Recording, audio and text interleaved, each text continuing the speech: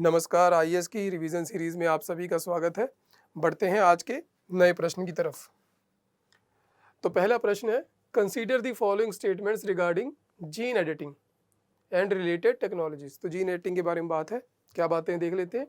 Gene editing technologies changes an organisms DNA by allowing genetic material to be added और removed, but it can not alter the DNA at a particular location in genome. कह रहा है कि gene editing क्या है कि जो genome है उसके अंदर या तो हम किसी के सेल में से डीएनए निकाल सकते हैं या डाल सकते हैं, लेकिन अगर एक पिन पॉइंट करके किसी लोकेशन पे बदलना चाहें, काटना चाहें तो नहीं कर सकते। ये बात ये कह रहा है। CRISPR Cas9 based disease therapeutics have been achieved only ex vivo delivery and not in vivo delivery. तो कह रहा है जो सारा सिस्टम है ये वाला क्रिस्पर जिसके बेस पर ये थेरेपी चलती है, ये केवल इन वीवो यानी कि शरीर के अंदर ही काम करता है, बाहर निकाल कर सेल को काम नहीं किया जा सकता। उसी को एक्स वीवी कह रहा है। दोनों को देख लेते हैं, फिर समझ में आ जाएगा आंसर क्या है। तो सबसे पहले देख लेते हैं जीनोम क्या है।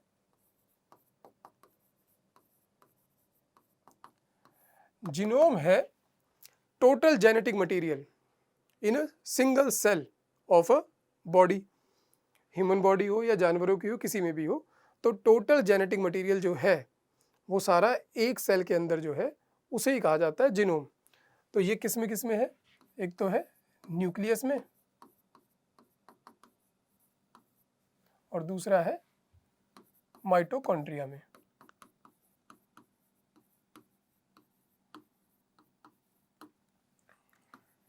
डीएनए में होगा और ये डीएनए दो जगह पर ही है, माइटोकॉन्ड्रिया में है या फिर न्यूक्लियस में है। जो माइटोकॉन्ड्रिया वाला है केवल वो मदर से आता है, उसमें फादर का कोई रोल नहीं है, ठीक है। और कहाँ पर पड़ा है ये डीएनए? क्रोमोसोम के ऊपर। ये है क्रोमोसोम्स।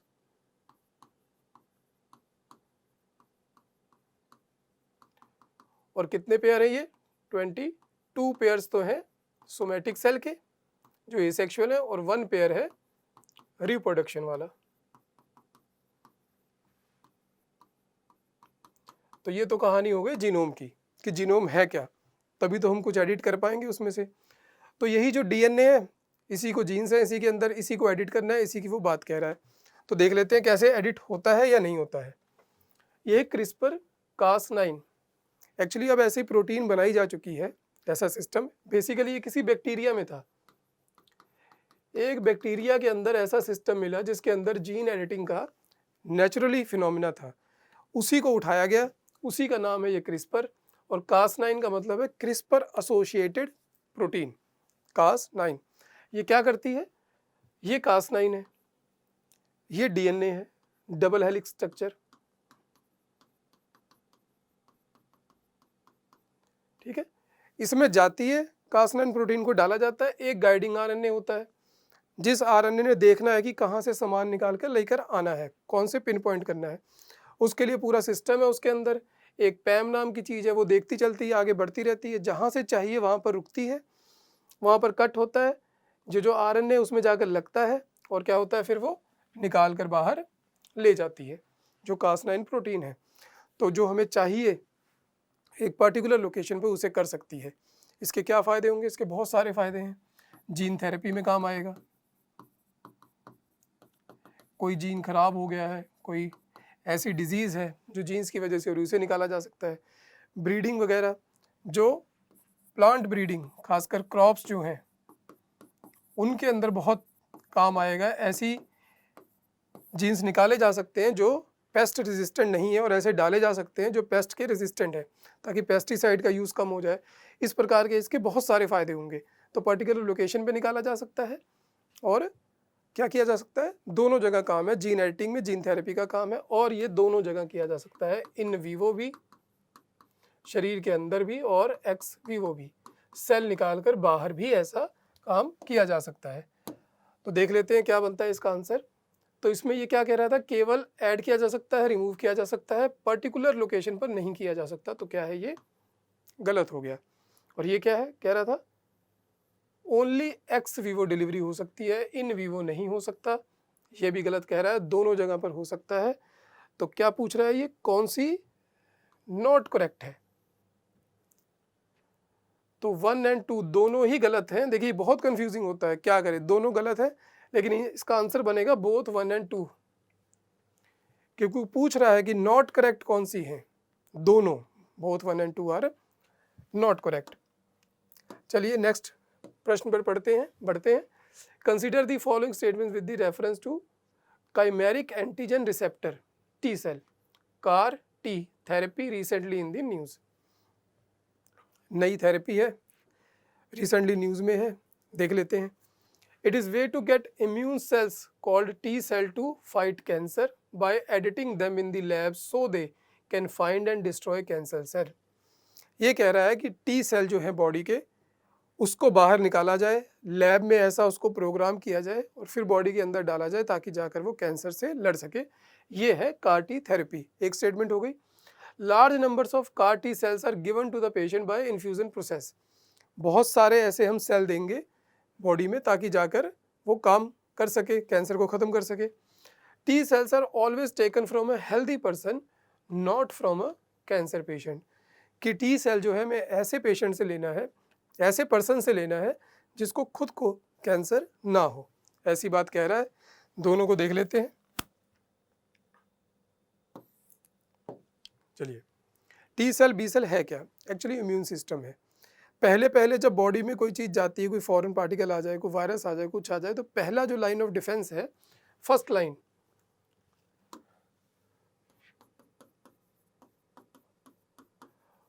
उसमें क्या होते हैं? मैक्रोफेज, न्यूट्रोफिल, इस तरीके के कई सारे सेल होते हैं, वो उनको खत्म कर देते हैं, नष्ट कर देते हैं। उसके बाद शुरू होता है second line of defence.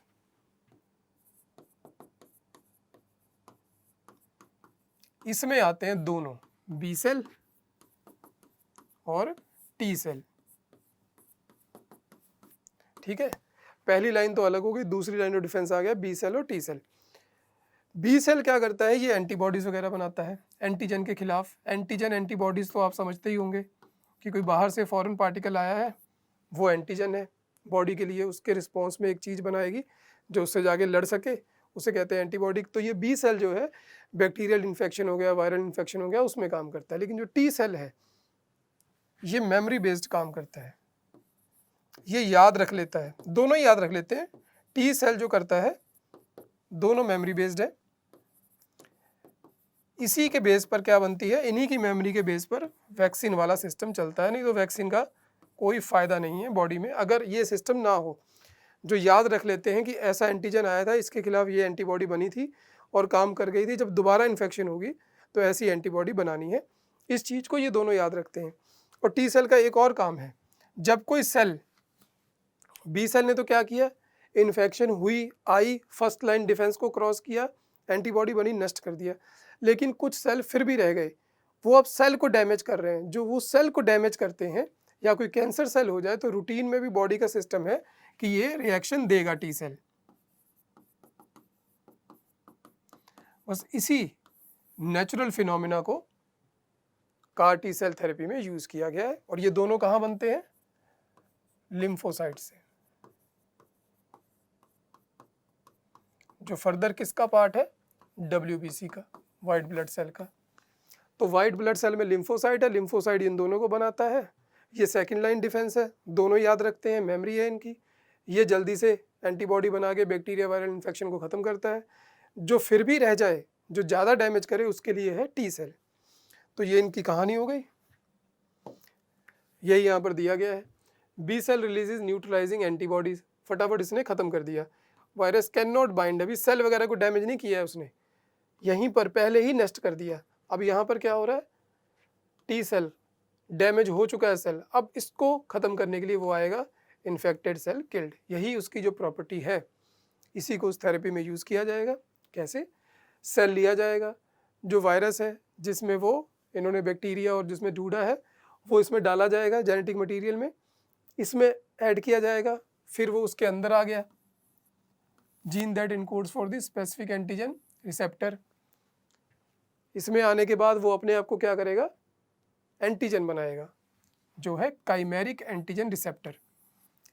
Cell के ऊपर ही एंटीजन बना दिया, ठीक है, प्रोड्यूसिंग कार रिसेप्टर्स। अब ये बॉडी में जाएगा और कैंसर सेल के ऊपर जाकर अटैक करेगा और ये कैंसर सेल मर जाएगा।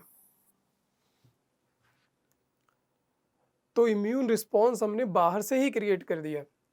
उसका काम क्या था? एंटीबॉडी बनाना। उससे हमने एंटीजन पहले ही लगा के दे दिया और वो जाकर अब उस सेल के ऊपर अटैक करेगा और उसे खत्म कर देगा। यही है कार टी सेल थेरेपी। और दूसरा पॉइंट क्या था? इन्फ्यूजन प्रोसेस से दिया जाएगा। और तीसरा था हेल्दी पर्सन। देखिए, किसी की भी बॉडी से लेकर हम कुछ नहीं कर सकते। अगर हमारी बॉडी में किसी और की बॉडी से कुछ भी डाला जाएगा तो हमारी बॉडी उसके खिलाफ रिएक्शन करेगी। वो जो ग्राफ्ट है वो सिस्टम में सारा फेल हो जाएगा, बहुत सारी मेडिसिन देनी पड़ेगी। तो जो मेन मकसद है, जिस तरफ हम जा रहे हैं, gene therapy, stem cell therapy, वो फेल हो जाएगा। तो दूसरे की बॉडी से नहीं लेना है, जिसके कैंसर है उसी की बॉडी से ही लेना है। तो ये स्टेटमेंट गलत हो गई। ये immune cell called T cell to fight cancer, ये सही है, लैब में ही बनेगा, ये एक्स वीवो ही है, ये इन वीवो नहीं हुआ अभी सिस्टम, ठीक है। Large numbers of card cell are given to the patient by infusion process, ऐसे ही दिया जाएगा। तो ये भी सही है, ये भी सही है, ये गलत है। Which of the following statement given are correct? कौन सी है? 1 and 2 ओनली, ठीक है। दोनों चीजें हो गई, कार्ड सेल थेरेपी और जीनोम, इनको हमने समझा। आगे बढ़ते हैं। Consider the following statement regarding Gaganyaan mission. It is the first indigenous mission that will send Indian astronaut to space. कह रहा है ये पहला ऐसा मिशन है भारत का, खुद का बनाया हुआ, जिसमें ये एस्ट्रोनॉट को कहाँ करेगा? स्पेस में भेजेगा। It will be launched by Polar Satellite Launch Vehicle (PSLV) of ISRO in low Earth orbit. तो कह रहा है PSLV, जो आप सबको पता है, उसके थ्रू भेजा जाएगा, लो अर्थ ऑर्बिट में भेजा जाएगा। तीसरी लाइन क्या कह रहा है? मानव अंतरिक्ष उड़ान से पहले इसरो मानव रहित अंतरिक्ष यान गगनयान में ह्यूमनॉइड व्योम मित्र को भेजेगा। कि पहले मानव को भेजने से पहले क्या करेगा? एक ह्यूमनॉइड को भेजेगा जिसका नाम है व्योम मित्र। तो देख लेते हैं पूरा क्या सिस्टम है। गगनयान मिशन, देखिए ये 2018 के आसपास प्लान किया गया, 2022 तक करना था लेकिन नहीं कर पाया। अब 2024 तक टारगेट है, एंड ऑफ 2024, कि हम इस मिशन को सक्सेसफुल कर पाएं। और क्या है, अगर ये ऐसा हो गया तो इंडिया क्या हो जाएगा? 4th नेशन हो जाएगा। आफ्टर कौन कौन कर चुका है? रशिया, यूएसए एंड चाइना, तीनों कर चुके हैं। अगर हमने किया तो हम चौथे हो जाएंगे। और क्या है इसमें? पहले हम भेज नहीं सकते, हमें अभी टेक्नोलॉजी की उतनी वो नहीं है। तो हम पहले क्या करेंगे, एक बार तो बिल्कुल वैसे ही भेजेंगे, खाली जाएगा, घूम के आएगा। दूसरी बार में हम क्या करेंगे, 2024 की शुरुआत तक है व्योम मित्र, मानव जैसे दिखने वाला रोबोट, उसको भेजेंगे, वहाँ पर जाएगा, वापस आएगा, हम उसको स्टडी करेंगे पूरे सिस्टम को, फिर हम भेजेंगे। जो हमारी प्लानिंग है वो है लो अर्थ ऑर्बिट। ये क्या है, इसे देख लेंगे अभी। वहां पर 3 दिन के लिए जो ह्यूमन है उन्हें भेजा जाए, फिर उन्हें वापस बुलाया जाए। तो ये हमारा प्लान है। गगनयान 3 दिन के लिए भेजा जाएगा लो अर्थ ऑर्बिट में। लेकिन जिससे भेजा जाएगा वो क्या है? वो PSLV नहीं है, वो GSLV Mark 3 है, जिसको आजकल नाम बदल के LVM-3 कर दिया गया है। तो LVM-3 और जो ऑर्बिट है उनके बारे में जरा सा समझ लेते हैं। देखिए, लो अर्थ ऑर्बिट ये है,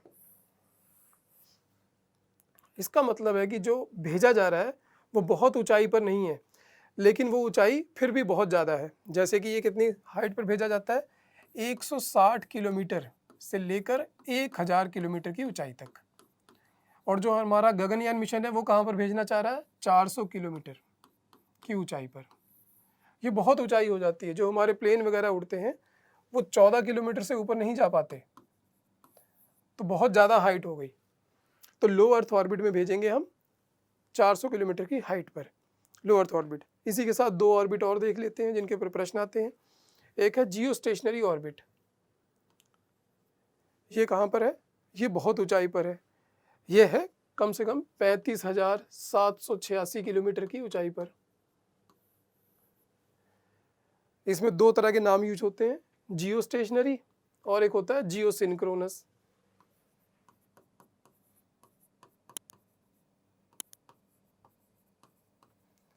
देखिए दोनों में बहुत थोड़ा सा फर्क है।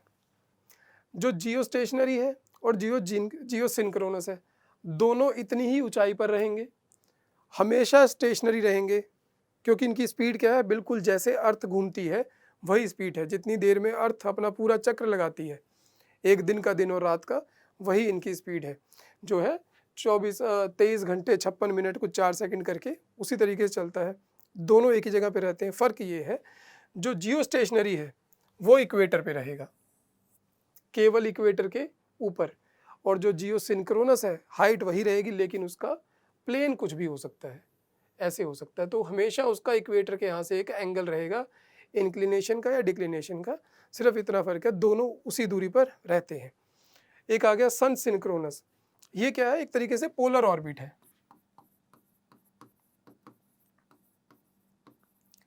इसकी ऊंचाई भी लगभग वैसे ही होती है, 600 से 800 किलोमीटर के ऊपर तक। पोलर ऑर्बिट में भी कई होते हैं, जैसे सन सिंक्रोनस है, इसका मतलब है कि ये इस तरीके से घूमेगा एक ही जगह पर कि रोज, जैसे मान लेते हैं कि 12 बजे इसको दिल्ली के ऊपर से रोज निकलना है, तो इसकी सेटिंग ऐसी होगी कि रोज 12 बजे जब सूरज आएगा उसी पोजीशन में दिल्ली के ऊपर, तो ये भी 12 बजे सैटेलाइट वहीं होगा। तो एक पर्टिकुलर पॉइंट पे, दिल्ली के ही एक पर्टिकुलर पॉइंट पे ये पूरे साल, कई सालों तक निगरानी रखेगा कि वहाँ पर क्या चेंजेस आ रहे हैं। तो एक जगह पर अगर स्टडी करनी हो तो इस तरीके के सैटेलाइट काम आते हैं। अब बात आएगी GSLV की। मैक 3, जिसे आजकल लॉन्च व्हीकल M3 कहा गया है, इसके थ्रू जाएगा, PSLV के थ्रू नहीं जाएगा, क्योंकि ये ज़्यादा वेट लेके जा सकता है। ये 4000 तक तो ये लेके जा सकता है, 4000 किलो तक तो, जब इसको वहाँ जाना हो जियो स्टेशनरी, और 8000 kg तक लो अर्थ ऑर्बिट में। तो इसलिए ज़्यादा वेट लेके जाना है तो ये यूज़ में आएगा। 3 स्टेज है। फर्स्ट क्या है, सॉलिड, सेकंड, थर्ड क्रायोजेनिक। ये क्रायोजेनिक जब स्टेज बन गई है तभी हम ये सब कुछ कर पा रहे हैं, क्योंकि फ्यूल ले जाना आसान हो गया है। क्रायोजेनिक क्या है, बहुत ही -डिग्री टेम्परेचर पे चलता है, -200 डिग्री सेंटीग्रेड, इस तरह का टेम्परेचर रहता है, जिसमें क्या लेके जाते हैं फ्यूल हम, लिक्विड हाइड्रोजन एंड ऑक्सीजन। ये -180 डिग्री के आसपास होते हैं, दोनों का अलग अलग टेम्परेचर है, एक का -180 डिग्री के आसपास है, एक का कुछ -250 डिग्री के आसपास। तो इसमें जाएंगे, 3 स्टेज सिस्टम है, ये लेके जाएगा गगनयान मिशन को। प्रश्न को देख लेते हैं। तो it is the first indigenous mission, बिल्कुल सही है। It will be launch by polar satellite, गलत है। लो अर्थ ऑर्बिट ठीक है, पर दूसरा हिस्सा गलत है, तो गलत हो गया। ISRO will send humanoid Vyommitra in the unmanned Gaganyaan spacecraft ahead of human space flight, बिल्कुल सही है। क्या पूछा गया है, आर करेक्ट, तो हमारा 1 और 2, 1 और 3 करेक्ट है, तो सी हमारा आंसर हो गया, 1 and 3 ओनली। बढ़ते हैं अगले प्रश्न की तरफ। Consider the following statement regarding mangroves. Mangroves की बात की जा रही है। Indian state of forest report जो 2021 की आई है, उसके अनुसार भारत में मैंग्रोव कवर देश के कुल भौगोलिक क्षेत्र के 1% से भी कम है। कि जितना टोटल फॉरेस्ट एरिया है उसका 1% से भी कम है, मतलब कि पूरे भारत का एरिया है, अगर 20-22% है, जितना भी डाटा है एग्जैक्ट, तो 1% ही है ये पूरे भारत में। पश्चिम बंगाल में भारत का मैंग्रोव कवर सबसे अधिक है, इसके बाद ओडिशा और अंडमान और निकोबार द्वीप समूह आते हैं। दूसरी स्टेटमेंट ये कह रहा है, तटीय पारिस्थितिक तंत्र के संरक्षण में निवेश को बढ़ाने के लिए विश्व बैंक और यूनेप द्वारा mangrove for the future initiative विकसित किया गया था, ऐसी कोई ये बात कह रहा है। किसने किया है, विश्व बैंक और यूनेप ने। तो इन तीनों को देख लेते हैं, और ये न्यूज़ में क्यों है इसको भी देख लेते हैं। तो सबसे ज़्यादा ये कहाँ पर है, सबसे ज़्यादा ये है वेस्ट बंगाल में, वो सही था। लेकिन दूसरा कह रहा था ओडिशा, ओडिशा में नहीं है ऐसा। दूसरे में सबसे ज़्यादा कहाँ पर परसेंटेज है इसकी? गुजरात में है। और तीसरे नंबर पे अंडमान निकोबार है। जो सुंदरबन है, जो वेस्ट बंगाल वाला है, वो विश्व का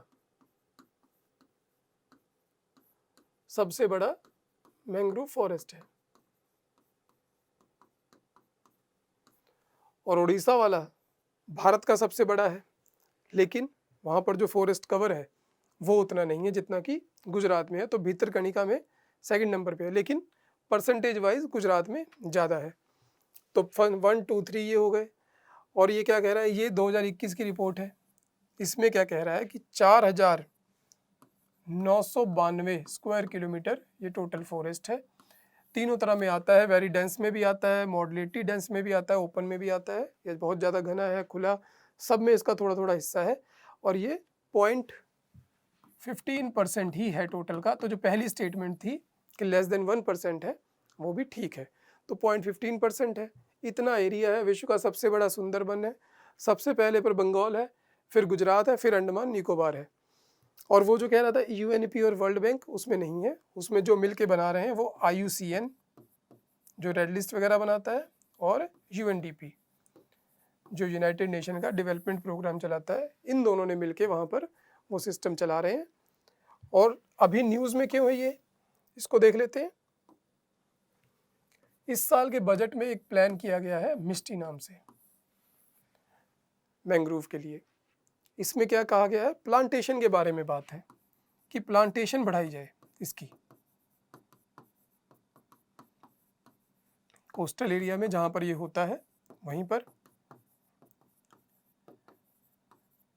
कैसे पानी में उगता है ये? खारे पानी में, जो पिछड़ा हुआ पानी आता है जो समुद्र का, उसमें उगता है, जहाँ पर ऑक्सीजन कम होती है। तो ये बायो सस्टेनेबिलिटी और उस तरीके से बहुत काम आता है, उसके फ़ायदे भी देख लेंगे हम।